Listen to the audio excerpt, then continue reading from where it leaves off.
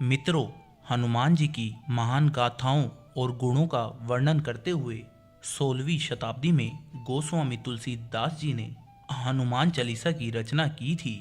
इसमें 40 श्लोक हैं, इसलिए इसे चालीसा कहा जाता है। हनुमान चालीसा में हनुमान जी के 108 नाम लिखे गए हैं। इस प्रकार से यदि हम हनुमान चालीसा का पाठ करते हैं तो हम हनुमान जी के इन नामों का भी उच्चारण करते हैं। हनुमान जी के इन 40 श्लोकों को तुलसीदास जी ने इस प्रकार लिखा है कि पहले के 10 श्लोकों या चौपाइयों में श्री हनुमान जी के व्यक्तित्व का परिचय और उनके रूप का उल्लेख करते हुए और बल, बुद्धि, विद्या, ज्ञान और शौर्य का वर्णन किया है। 11 से 20 चौपाइयों से प्रभु श्री राम के प्रति श्री हनुमान जी की भक्ति की झलक दिखाई देती है। लक्ष्मण को मूर्छित अवस्था से बाहर लाने के लिए पूरा पर्वत उठाने वाले हनुमान जी की भक्ति की शक्ति से प्रभावित होकर प्रभु श्री राम ने उन्हें अपने गले से लगा लिया था।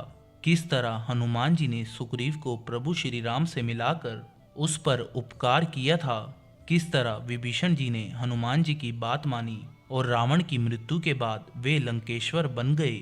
इन पंक्तियों में इन सभी बातों का वर्णन किया गया है।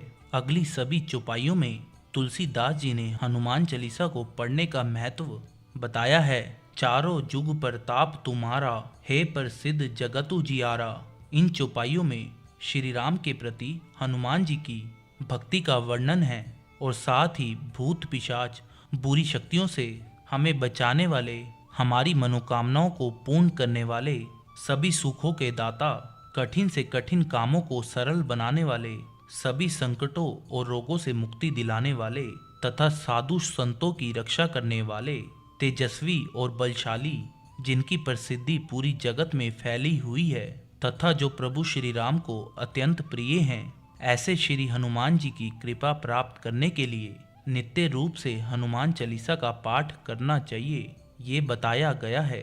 शनि के प्रकोप से मुक्त होने के लिए श्री हनुमान चालीसा का पाठ अवश्य करना चाहिए। जिस तरह हमें हमेशा सिखाया गया है कि ईश्वर से संबंधित कोई भी पूजा पाठ, मंत्र उच्चारण या श्लोक पठन हमेशा नियमों का पालन करते हुए ही संपन्न किया जाना चाहिए, नहीं तो नियमों की अनदेखी करने से इसका हमारे जीवन पर शुभ प्रभाव पड़ने की बजाय हमें इसका अशुभ फल ही मिलता है।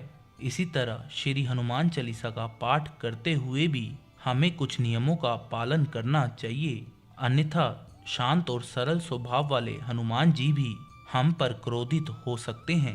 परंतु ये भी ध्यान में रखें कि श्री हनुमान जी हमें संकटों से मुक्ति दिलाने वाले हैं, इसलिए कुछ विशेष परिस्थितियों में, जैसे कि आप अस्वस्थ हैं, बेचैन हैं या डरे हुए हैं या किसी कारणवश विधि विधान से हनुमान चालीसा का पाठ नहीं कर पा रहे हैं, तो आप ऐसी स्थिति में जहाँ पर हो, जिस अवस्था में हो या जिस परिस्थिति में हो, आपको यदि हनुमान चालीसा आती है तो जरूर पढ़ें।